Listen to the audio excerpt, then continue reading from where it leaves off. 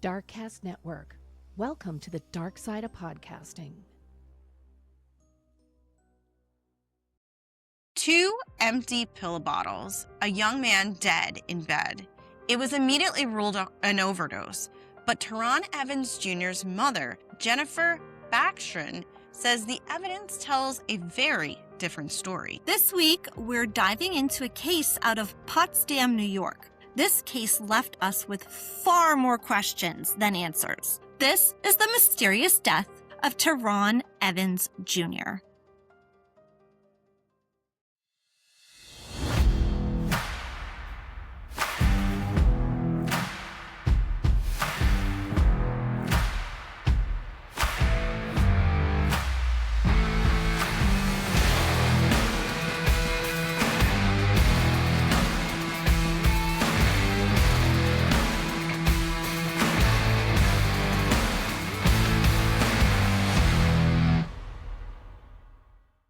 Hi, everyone, and welcome to episode 40 of Stop Who Does That. I'm your host, Jackie. And I'm your host, Jenna. And we hope everyone is having a great week.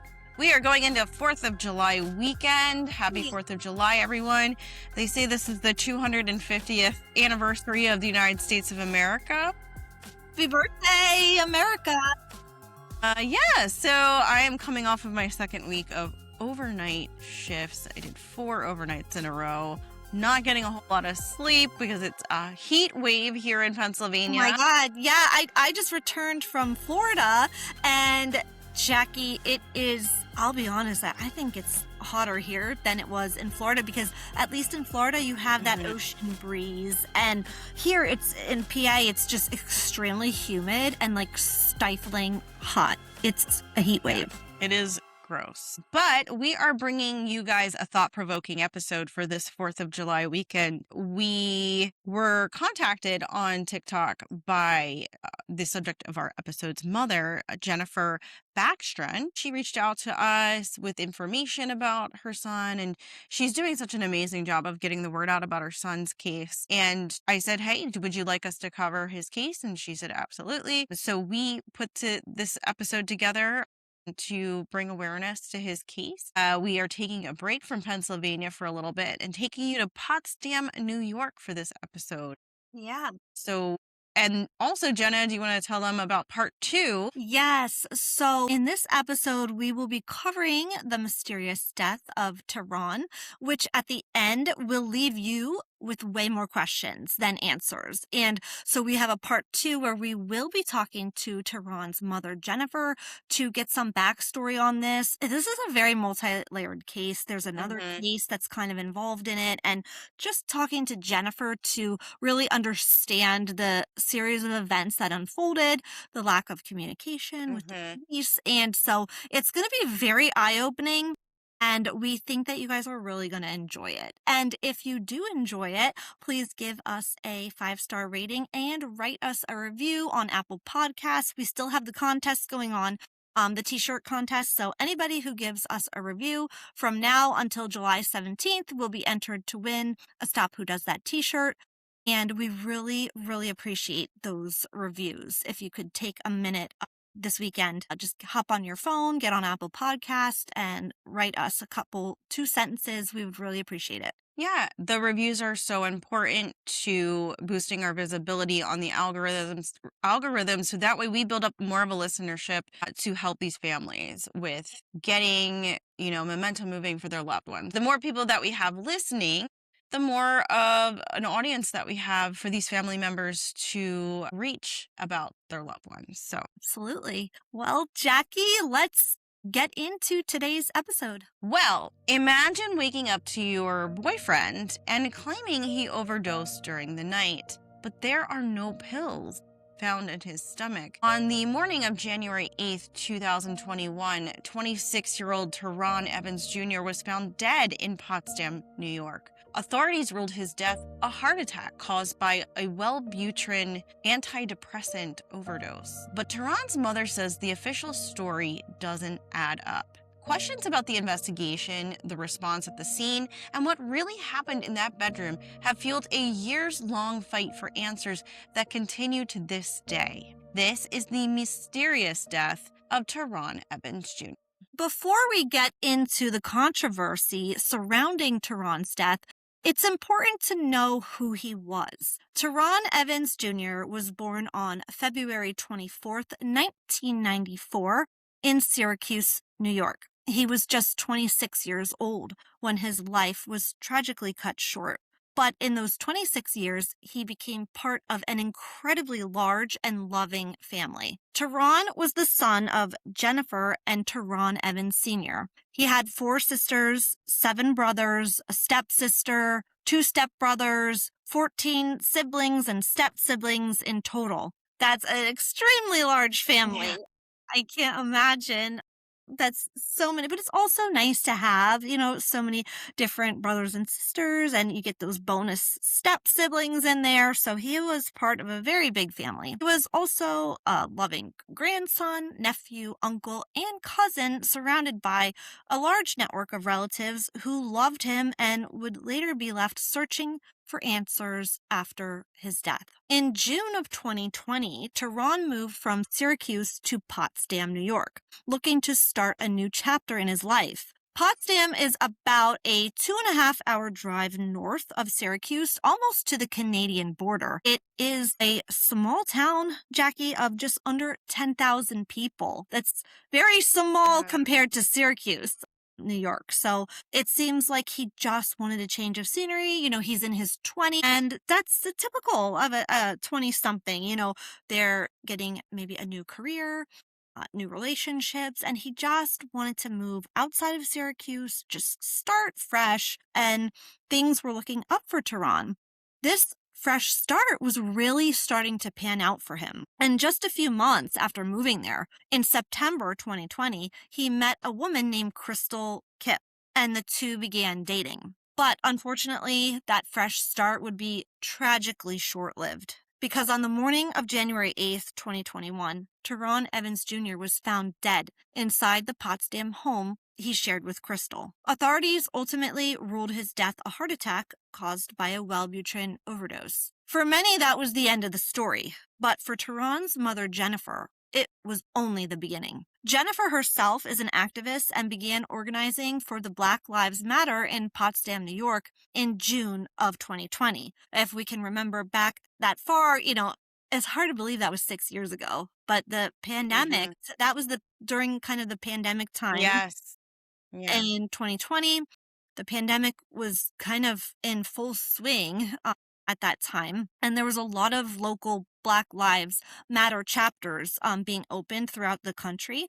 And Jennifer, she started, organized, and headed the Black Lives Matter for the Potsdam, New York chapter. She was a very vocal critic of the local and state police departments, especially concerning the ruling in the death of 12-year-old Garrett Phillips in Potsdam in 2011. The death of Garrett Phillips is a big part of Terron's story and Jennifer's story as well. We would love to do a episode on Garrett Phillips. He was a 12-year-old white boy from Potsdam. And at the time, his mother had an ex-boyfriend who was Black. His name was Oral Nick Hillary. He was one of very, very few Black men in the town of Potsdam. So basically, the Potsdam police immediately said the cause of Garrett Phillips' death, which was death by strangulation in his home, this 12-year-old boy, they immediately said it was the mother's ex-boyfriend, Nick Hillary. At the time, they had been broken up for some time. It wasn't like a recent breakup. They weren't together. I mean, they had both moved on at this point. And we did some research and heard from Jennifer that Nick Hillary was not even a local, like he was from Jamaica. He went to college. He was working in the town. He had a good job. He was an upstanding citizen, never been in trouble before. So basically, this case in 2011, the Potsdam police going right with this tunnel vision for Nick Hillary seemed unfair. They didn't consider any other perpetrators. It was just Nick Hillary, and it was Nick Hillary only. And I think that's the main problem that Jennifer and the other community members had, was you're not really looking into anyone else. And I can see why they thought that. So Jennifer became very outspoken about this since it happened in 2011, which would have been 9 years before 2020. So for all these 9 years, Jennifer is very outspoken about the police department, and they're having this tunnel vision with Nick Hillary, basically pinning the crime on him and not doing their due diligence in the investigation. She's an outspoken woman, and she has every right to be. She just continued on speaking up and making the community aware of what's going on. And her son, Terron, joined her in this. There was protests and there was all sorts of activism and things going on in the community that Terron accompanied his mother, Jennifer, to as well. So they're both involved in it. She publicly challenged many of the official findings in Garrett Phillips' death. She raised questions, like we said, about the evidence, the investigation. So there are questions, the official findings. She just is doing her thing and being outspoken about Terron's death. There are things that were just not adding up to her. And she is, more than 5 years later, she is still fighting every day for answers from the Potsdam Police Department. And that is how, as we mentioned before, we met Jennifer through our TikTok. She reached out to us. We read over Terron's case and we definitely were like, yeah, absolutely. Just reading over it in our research, we were like, there is something very shady going on with Terron's case. So, as we started to read about it and everything that happened and who his girlfriend was and the mishandling of the case, this case just really stuck with us. And that is why we wanted to bring it to everyone. Yes, it has so many layers. And it just goes to show that police can make assumptions very quickly.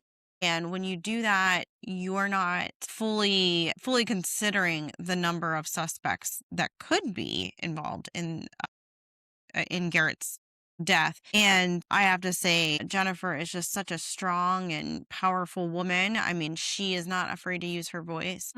And, I think even before Terron's death, she is somebody that's going to speak up for the voiceless. And it is such a heartbreaking situation where here she's fighting for this other boy who lost his life and wanted them to find the right person.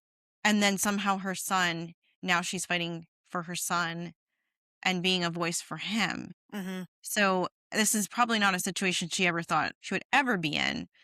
And it's just, when you think of it that way, right? Like she's fighting for this other boy and then somehow her own son is involved in this mysterious death. It's just mind blowing. It does make you question too. Yeah. Well, the community knows she's outspoken. They know she won't back down. Are they trying to make her back down?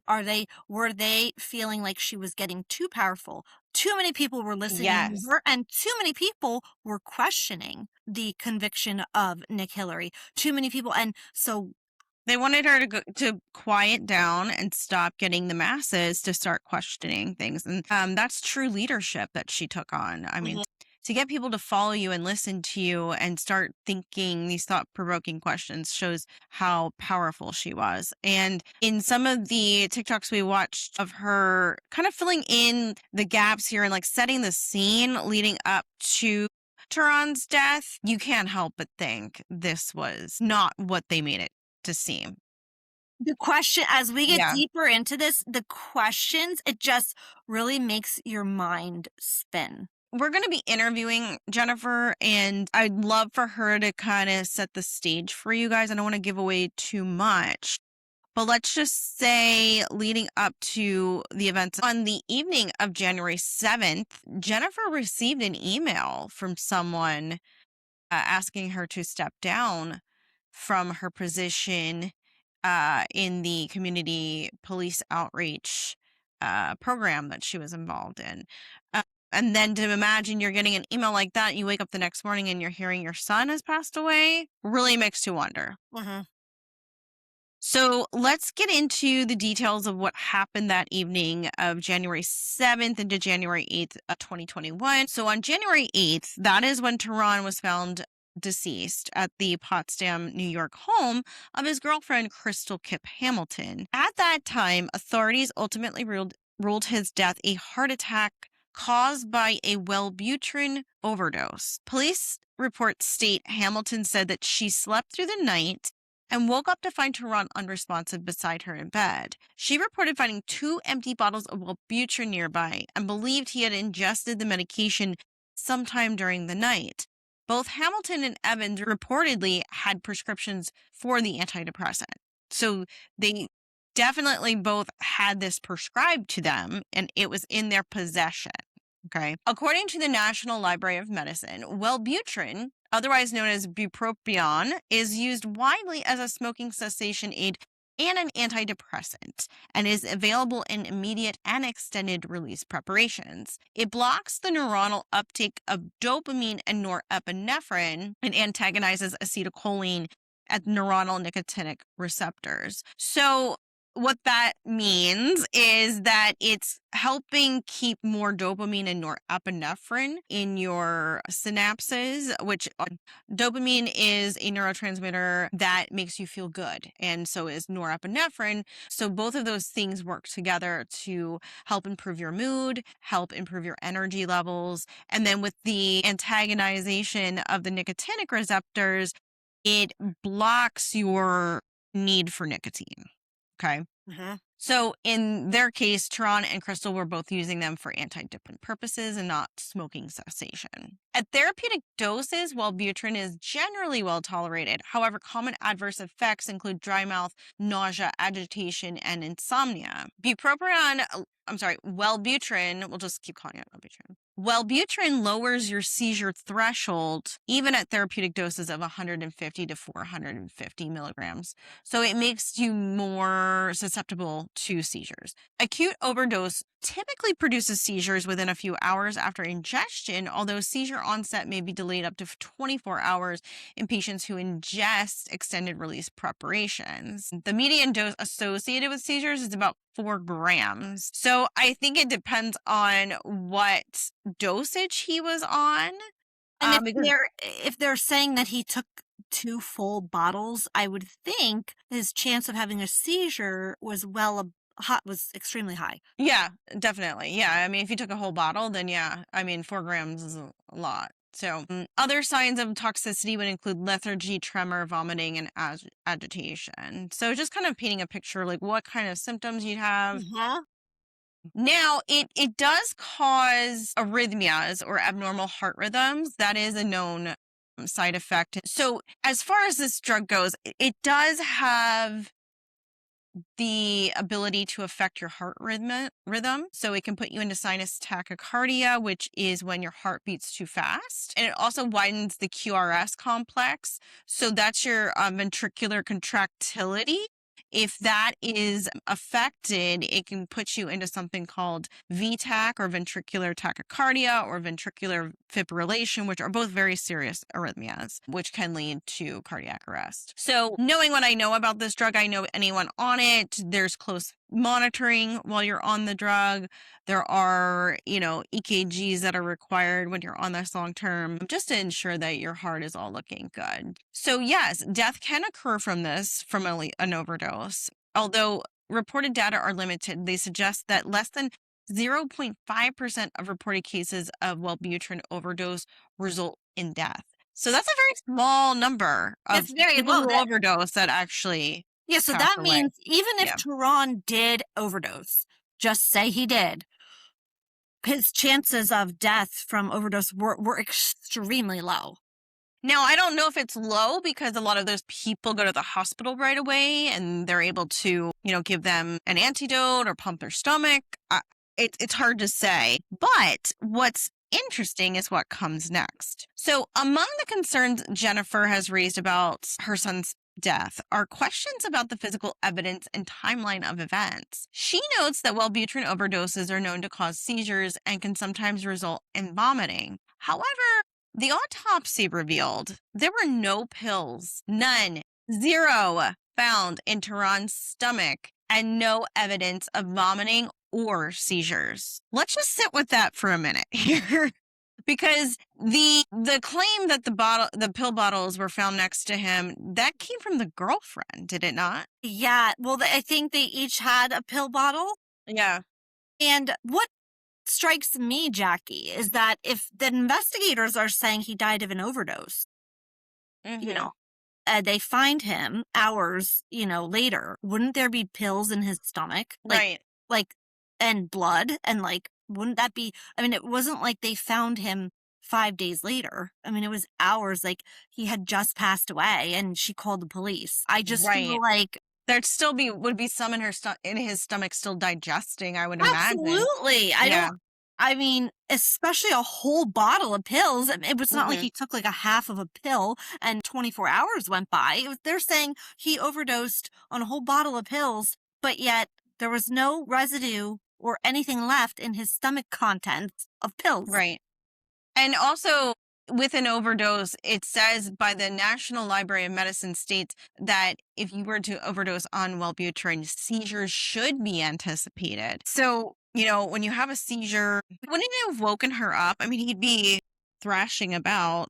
Usually when you overdose on drugs, like you do vomit and you choke on it. Yeah. That's like, Yeah, that's another thing. Post-ictal state, if they were to vomit, they, especially in their sleep, they would typically aspirate. And I feel like there's no evidence of that reported in the autopsy there's findings no evidence of either. vomiting in the bed or on his person, and there's Mhm. no evidence that he had a seizure. So, like, Right. according to the Library of Medicine, seizures should be anticipated with a Wellbutrin overdose. So Right. they're trying to say that Terron overdosed with no seizure and no pills and no vomiting. He just, and they immediately ruled it that immediately. Yeah. Also, if you're having a seizure, you'd be thrashing about, convulsing. I would imagine it would have woken his bed partner up. I don't know. Some people are heavy sleepers, but it's very, very suspicious that they found no pills. It's not supporting their cause of death ruling. It's like two puzzle pieces that are not fitting together. Like there's a Right. ruling and then there's the evidence and they're not matching up. And Yeah. it's kind of alarming that the police just walked in and ruled it. Even with getting the autopsy results back, it's kind of giving me Ellen Greenberg. I was just going to say, it reminds you of Ellen Greenberg. How they It's just like they ruled just it. assume that's what it was, and that's what it is, and that's what it'll always be. Yeah, And but the evidence is screaming that I it know. wasn't that this case is really reminding me of Ellen Greenberg. All the evidence was not, it wasn't what the investigators Mm. concluded at all. It was just such a mismatch. So that's kind of what's happening in this case too. And there are further questions, if you can believe it or not, Jackie. Jennifer Yeah. has also questioned whether Terron's body may have been moved prior to police arrival, citing observations from body cam footage. And this has raised even more questions about the investigation itself. Jennifer states that although multiple officers responded to the scene, she received only a limited amount of body cam footage and has continued seeking additional materials through Freedom of Information Law requests. Those are called FIL requests, and anybody has the access to do that, the Freedom of Information Law requests. So Jennifer is saying that she wasn't given all the body cam footage. She was only given bits and pieces, whatever the Potsdam police felt like showing her is what they showed her. And she's saying to them, this isn't lining up with, like, none of this makes sense. And there's missing parts. Where are the missing parts? They wouldn't give her the missing parts. And that's why she had to file this FIL request to obtain that so she can try to see for herself if they're omitting stuff. To obtain further records, she became the voluntary administrator of Terron's estate. She says she is still attempting to obtain interview reports, photographs, videos, and any other investigative materials that could help clarify what happened. But she is having a hard time getting help, surprise, surprise, from the police department. I just want to say, what a mother. What a strong and brave woman. And she knows, you as a mother, Jackie, you know your child. Like she just knows. You have a sixth sense. You just know when something's wrong and like this is wrong and this is not right. Nothing is adding up, right? And so she shouldn't even have to do this. The investigators should be the ones getting all of this for her. They should be supplying her with the interview reports, the photographs. This is her own son. And so she shouldn't even have to be jumping through hoops to do this. Right. That's alarming. And Yeah, it reminds me of what Joy Hayward's sister's going through, Grace. I mean, they're doing so much that they shouldn't have to do. it's just truly disturbing. I think everybody should just be kind of disgusted with this. I mean, you time and time again, you see, like, God forbid anything ever happens, to one of your loved ones. This Right. woman she can't even grieve properly. Like, she has to be putting on her investigator hat and her Right. police hat and her detective hat when she should just be grieving her son. I mean, it's truly appalling. So, just like Grace, just like Joy's sister, she shouldn't have to be going through this. According to Jennifer, investigators interviewed Crystal Hamilton, Crystal's son, her sister-in-law, her best friend, and other community members regarding Terron's death before closing the case. So they did a few interviews, probably just to cover their ass, and then they just closed the case. Done. Jennifer continues to ask what information those interviews revealed and whether there are details that have not been made public. It would be extremely helpful to know what Crystal Hamilton said, as well as her family members who knew her very closely. And I couldn't agree more. I think that is key to this. What's interesting is when Jennifer got some of her FOIA requests received, and I asked her about this in our TikTok conversation, she said that she received a lot of the materials on a USB, and one of the very first files on that USB is timestamped January 7th, 2021, and that was a sound-only file interview of one of the people that were mentioned here. And she said, but when you listen to it, the sheriff verbally dated the interview as January 8th, 2021. Wow. So, and she sent me a screenshot. So it clearly says 10:41 p.m. January 7th, which he would have died over that course of the night into January 8th. But then on the recording, he's saying today is January 8th. Which I guess you could assume was the next mornings at some point when they were interviewed. But why would they be interviewing her January 7th? Right. Before they even know he was Before she deceased. called Yeah. 911. Yeah. That. Now, the only thing I can think is maybe that the timestamps are wrong or they're lagging behind on the computer. That can possibly happen. I feel like you need to somehow audit that computer or the timestamps on the other files and establish the accuracy of them. So that is really weird. Yeah, that's not good. No, it's not. It's almost, what it reminds me of when they're watching CCTV footage and the timestamp's wrong, and then they have to go in and figure out that the time on the CCTV was incorrect. So the time was off by a few hours, and then that if they make it the correct time, it lines up. That's kind of what this reminds me of. But like you said, they'd have to go in and investigate that, and they're not going to do that.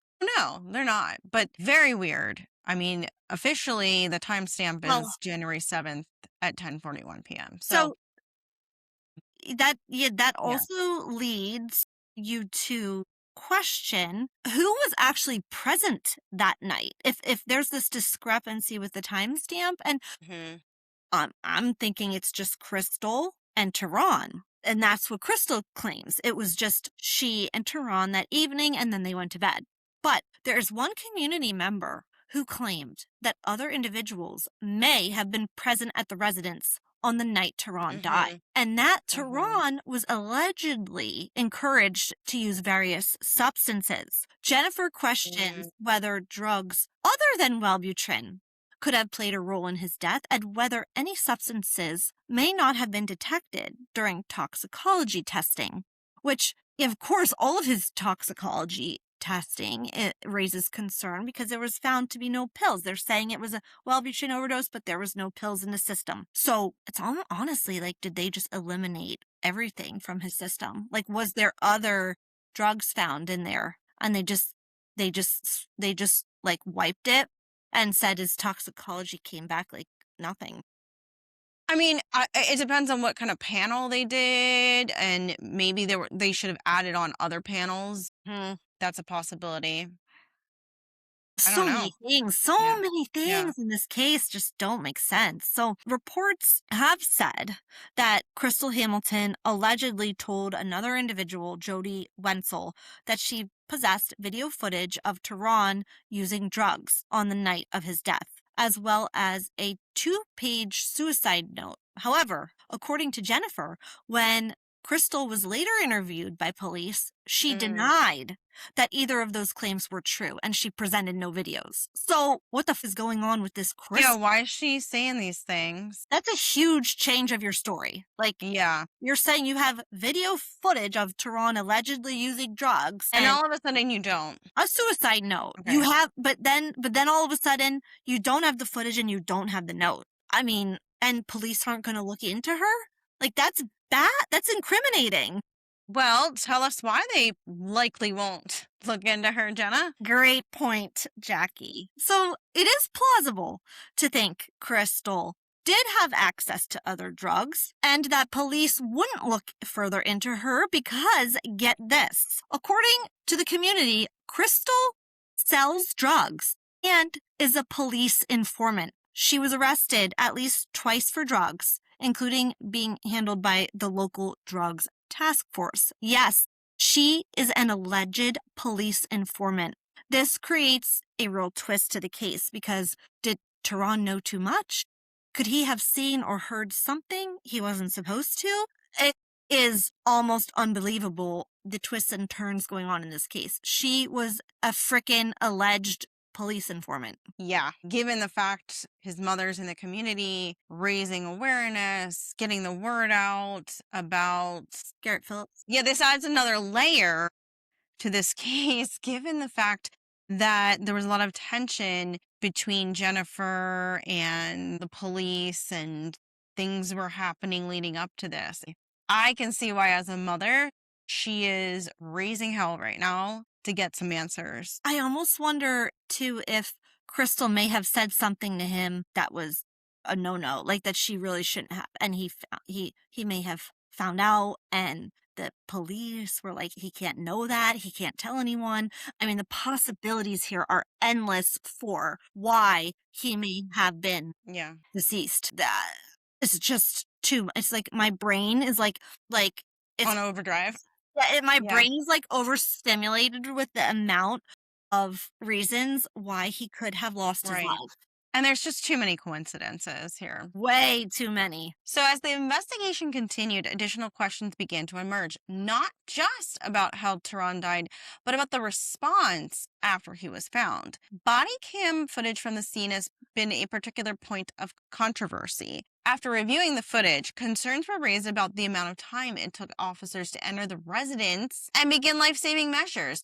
Questions were also raised about some of the CPR techniques that appeared to be used during the response. Adding to the scrutiny, the officer whose actions became the subject of a formal complaint later resigned from the department. While no official connection between the complaint and the resignation has ever been established, the timing has fueled speculation among those seeking answers in the case. This is a huge red flag, if you ask me. The officer who took his time to enter the residence and was questioned about it resigned. Now he can't even be prosecuted and has no connection to this investigation anymore, which leaves us with even more questions. Additionally, Jennifer mentioned to me in her message that some of the body cam footage that she was given access to was sound only. My God. Yeah. And speaking of the slow attempt to enter the home and perform life-saving measures, differences between police and emergency medical reports have led some to wonder whether appropriate life-saving measures were taken at all. And whether the timeline of the events has even been accurately documented. I mean, you're saying there's Wellbutrin in it that he died from, but it's not in his system. I feel like there's just so many things here that are not consistent, adding up, and extremely suspicious. And you're giving her sound bites of the body cam, but not the video. Get real. What do you... Tell me you're guilty of something without telling me you're guilty of something. I mean, if you're lacking transparency, it's telling us all something. Absolutely. However, the biggest concern is this investigation overall. So for some, the case appeared to have been resolved quickly once Terron's death was ruled an overdose. Others have questioned whether enough was done to examine alternative possibilities, pursue additional leads, or thoroughly investigate the circumstances surrounding his final hours. I feel like this is what happened in Garrett's case, right? They didn't pursue other options, and someone who may be innocent was being blamed of this. And this is what Jennifer was raising awareness to. Jennifer ultimately questions if her advocacy for Garrett Phillips' case, the accusal of his mother's Black ex-boyfriend, and her critique of how the police handled that investigation and how they had tunnel vision on Nick Hillary. She wonders if her accusations against the police may have led to her son being killed to keep her quiet and from finding the truth. I mean, it's plausible. It is very plausible. Police, and being that Crystal was an informant, the powers that they all had going against Terron, it's like he was walking into like a Venus flytrap, and then they just like got him, and he had just moved there, so yeah, he wasn't really familiar probably with who she was or what she had. He had no idea. And with his mother's advocacy, it's just too many things going against him, and I feel like it's just almost impossible to find the truth in this. Mm-hmm. It's just so many layers. So in the end, this case leaves us with so many questions. Similar to the Joy Hayward case, the Potsdam Police Department seems to be withholding information, just like the Chester police did in Joy's case, and not answering questions, not providing the information. You know, just turn over what Terron's mother is asking for so she can work with outside resources to look into her son's death. Since getting no help from the police, Jennifer has turned to social media, including TikTok, where she has well over 30,000 followers. That's how she made contact with us, to keep Terron's story in the public eye and to continue her search for answers. She also launched a GoFundMe to help cover expenses related to her efforts, like all the expenses to obtain records and further investigate the circumstances. That all takes funds and time. You know, so she did launch a GoFundMe to help with some of those extra expenses. And at the heart of the case is a mother's determination to understand exactly what happened to her son. Jennifer has continued to push for access to investigate materials and has questioned why certain records have not been released. The lack of transparency has only deepened concerns for those who believe there are still unanswered questions surrounding the case. More than 5 years later, Jennifer's fight continues. Whether those questions ultimately change the official conclusions or not, she believes Terron deserves a full and transparent examination of the circumstances surrounding his death. And I couldn't agree more. For her, the goal has always been simple: to ensure that every question is answered, and that if mistakes were made or information was overlooked, that those issues are fully investigated. Jennifer has a change.org petition and the GoFundMe, which we will link in the show notes. But ultimately, I think she is asking what any of us would ask if we were in the exact same situation. We want all the issues fully investigated, full transparency, and questions answered. Those are basic things. And also, it just points out that if there is some kind of cover-up going on, or this was corruption fueled because she's out here asking questions, that needs to be nipped in the bud, because this is why people don't speak up when injustices happen, because they're afraid of retaliation. And she should be able to express her First Amendment right to free speech and say what she needs to say to raise awareness about things without fear of retaliation. And my heart goes out to her, because I can't imagine thinking in any way, shape, or form that her fighting for someone else's injustice may have played a role in her son's death. And this is where she's at. guys. Like, Yeah. this is where her mind is. And I have to say, with the information that we presented you with today, based on, public resources, it really doesn't sound good. It does seem like there's something going on here that isn't kosher. And we look forward to talking with her in our next episode, so she can kind of fill in some gaps for you guys, kind of give you a sense of the temperature in Potsdam leading up to Terron's death, and then where things stand today in 2026. Yeah, where things stand today and what we can help with and spread the word. All right, we leave you with that. We hope you had a great holiday weekend, and we'll see you next time.